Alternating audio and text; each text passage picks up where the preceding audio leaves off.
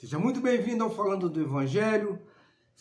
1 Coríntios, capítulo de número 2, no versículo de número 9, está escrito: as coisas que o olho não viu e o ouvido não ouviu e não subiram ao coração do homem, são as que Deus preparou para os que o amam.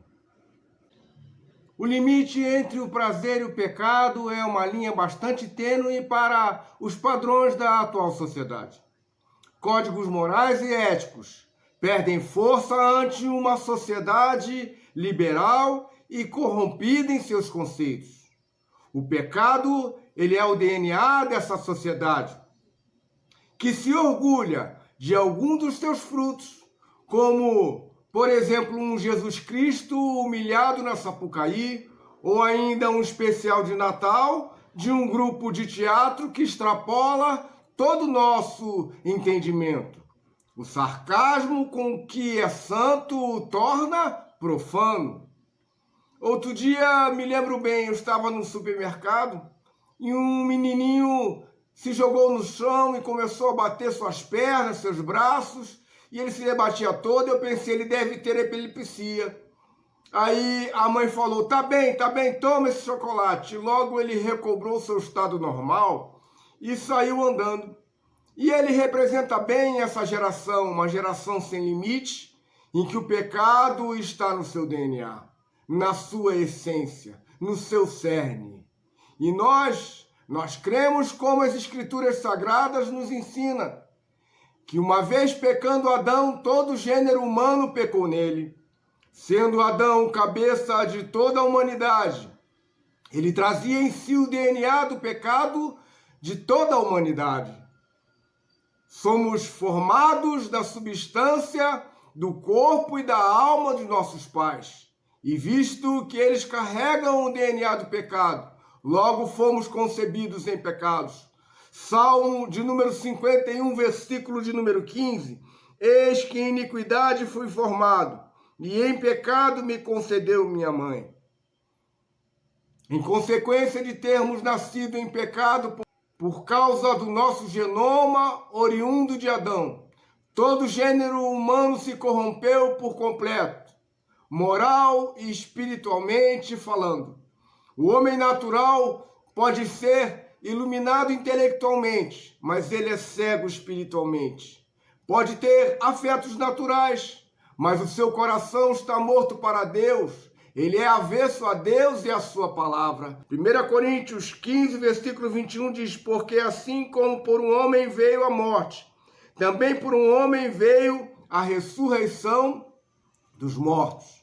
Se a queda de Adão no jardim do Éden trouxe morte espiritual e separação de Deus, em Cristo Jesus houve a expiação de pecados, fazendo possível ao homem retornar a Deus. E para isso, o Espírito Santo precisa estar presente, atuando na transformação de nossa vida. Então começa a acontecer uma troca, a troca dos valores do mundo pelas virtudes que têm valor no reino de Deus. Porém, essa mudança não é imediata. Ela acontece através do conhecimento adquirido pelo estudo da palavra, que traz o entendimento, dentre outras coisas, do que é pecado e o que é arrependimento. Logo nasce em nosso coração o desejo de obedecer a Deus por amor a Ele, não pelo desejo de levar alguma vantagem material.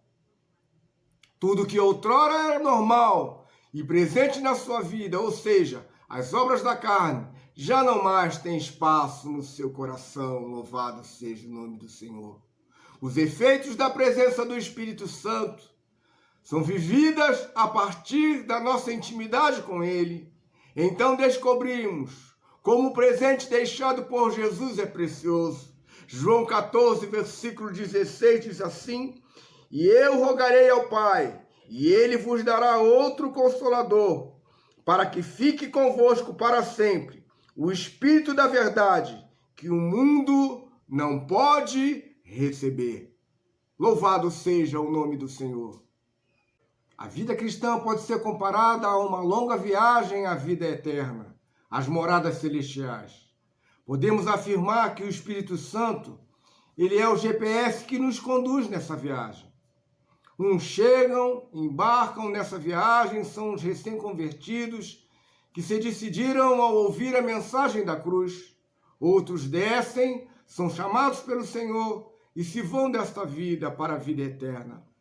Enquanto caminhamos nesta viagem com Cristo, temos de perseverar na fé, lutando contra as pedras que se apresentam no caminho. Outros ainda desembarcam na estação do mundo. Eles se desviaram da fé em Cristo Jesus. Porém, a vida cristã é uma viagem com muitos obstáculos. Mas o que iremos contemplar ao chegarmos ao nosso destino? 1 Coríntios capítulo 2, no versículo de número 9, diz: as coisas que o olho não viu e o ouvido não ouviu e não subiram ao coração do homem, são as que Deus preparou para os que o amam. Posso vos dizer que tudo está preparado. Logo, o nosso conhecimento, ele é parcial e entendemos que nenhum pensamento divino pode ser totalmente compreendido pelo homem, mas o importante é que está preparado. O importante é que ele já preparou tudo. Eu sou o pastor Wagner Obama. Que você prossiga firme no caminho, caminhando para o alvo, na certeza da promessa a nós revelada. E nessa hora eu ministro sobre a sua vida a paz do Senhor. Você que está conosco, se inscreva no canal, deixe o seu like, ative o sininho para receber a notificação, nos ajude a anunciar o Evangelho de nosso Senhor Jesus Cristo.